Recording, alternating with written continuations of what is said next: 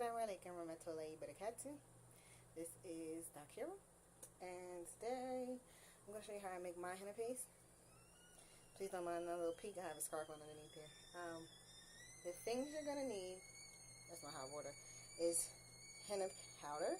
I have Jamila Body Art Quality Henna Powder, Crop 2013 from hennasoup.com. Now, I have this, I'm trying to use the rest of this. I would not recommend Jamila for brown skin folks' skin. It's good for your hair. It's like a orangish brownie color, but when I use it on my skin, it actually turns, you can still see it, but it turns brown. So, brown and brown just makes darker brown. It's still cute, but I prefer red henna. And black tea bags, teacup, lime juice or lemon juice, eucalyptus oil or cajeput oil or lavender essential oil. Your mixing bowl, mine is in a spoon, mine is a plastic spoon, and you're also going to need some honey. So that's my boiling water. You're also going to need that.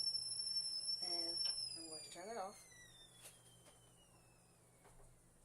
before I burn my house down. And then, ouch, pour a little bit in my teacup, just a little bit, because we don't want to waste, and we're only going to use a small amount. I want you to see it.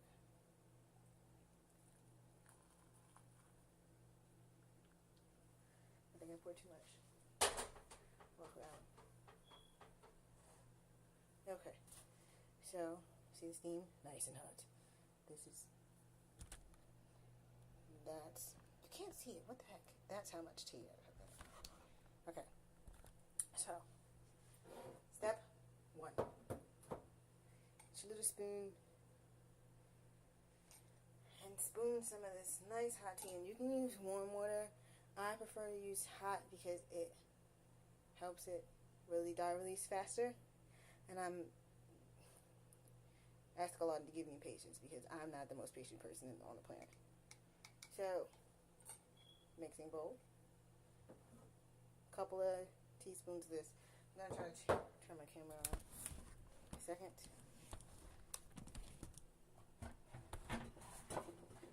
Still ratchet. There we go. Yay! Alhamdulillah. Let's just hope my computer don't fall. Okay, so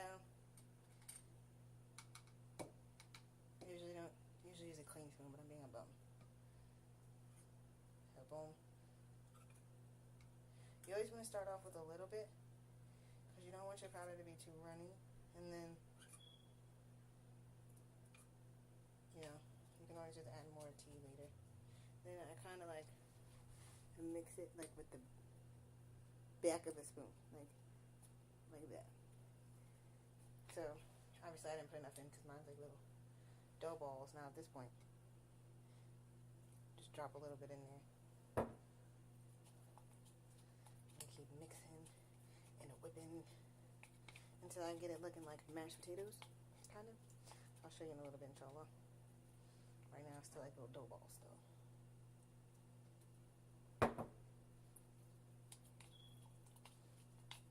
And if any event you do pour too much liquid in, just add more henna powder.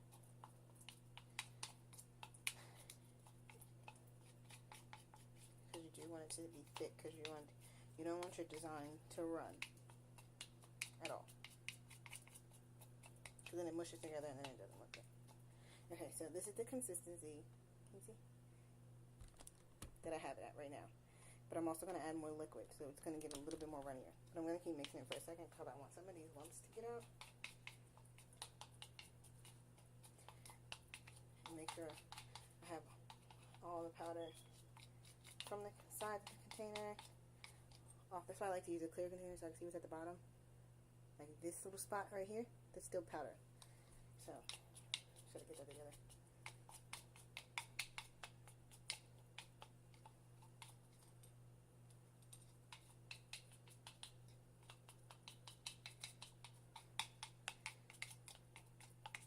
Alrighty. So now, I'm trying to get rid of the rest of my lime juice. You can use either or. So I have my spoon. See, I need a camera. I have my spoon in the mixing bowl like this. And what I'm going to do is I'm going to pour the lime juice directly into the spoon until it fills with the spoon. And that's all the lime juice I'm going to put in there. So it's like I don't take it out and put the teaspoon in. I leave it sit like that because then it's easier for me to measure it. Okay.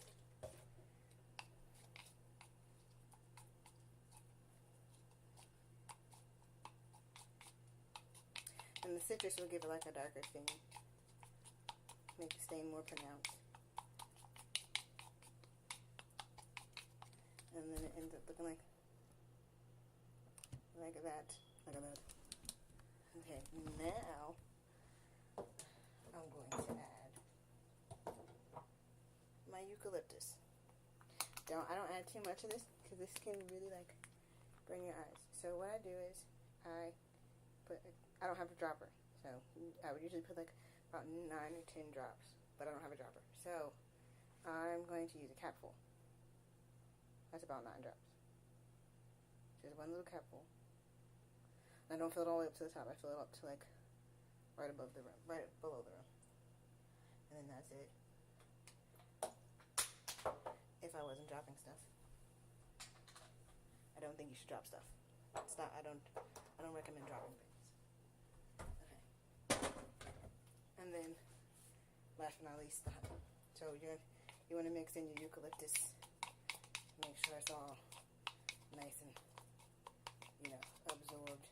And you're going to see the henna's going to like start to slide around the dish. It's going to look like little naked spots. Once it gets mixed in, it's not going to do that. It's going to still, this has been dubbed the henna bowl because it actually has a henna stain in it. Like when I wash it, the bottom of it is orange. So get that nice and mixed up. All in there. Real nice. Smush it around a little bit. Okay. Now the pierre de resistance. Le honey. Now this I don't measure out at all. I go by eye. For the amount of henna I have in here, this little bit amount, I put three spoonfuls this big. 3 plastic spoonfuls of the Jamila powder in my bowl. This is a small batch. It will do about 3 big tattoos. When I do this much, I do my hand and my 2 feet. So this I will probably put like 1 squirt of honey in, and you'll see. I'll show you what my squirts are. Some people's squirts aren't really squirts. That's my squirt of honey. And usually, if I didn't have my cob on, 1 squirt for the henna, 1 squirt for the para. Love honey. Okay, so then I'm gonna mix it until all the ingredients are all well blended. With the back of my spoon, so I'm like kind of whipping it. And if you have like little lumps in your powder mix, in your paste, I want to say, it's okay. Because after this, what you're going to do is you're going to put a lid on your cap. You're going to put a cap on your container, or you can put saran wrap as long as it's tightly wrapped. And then what I do is, this is really creepy. I mean, not creepy, but it's really weird. So what I do is the tea that I have left over, the hot tea that I have left over in the cup, since heat kind of helps the henna dye release faster, what I do is when I put the lid on it, I sit the dish in the cup like this until it's finished. It's just what I do. I just found that works for me. So the way the henna is right now, if you can pull it, hold on, I can't even see what I'm doing. If you can, here we go. If you can pull it up like that and get a line, and you're good. And then I let mine sit for 4 to 12 hours. And I come back and check on it every so often, and I mix it up to make sure all the lumps are getting out of it. Make sure it's like a smooth, seamless henna paste. And then, what am I trying to say? I would check for dye release. I dip my finger in it, let it sit for a second, and then take it off with a napkin. And if my finger changes colors, depending on how long it's been sitting, after 4 hours, if it's all the my finger does change a color, then it's really good. And inshallah, before I put this in the cone, I will record another video about how to make the comb yourself and how to fill it. It's not that, the filling it's not that really hard, but I mean, you know, some people might not be as receptive. Okay, so that's pretty much it. I'm about to go get my cap and let it sit, inshallah, and then I will tattoo myself, inshallah. Thank you for watching. Assalamu alaikum warahmatullahi wabarakatuh.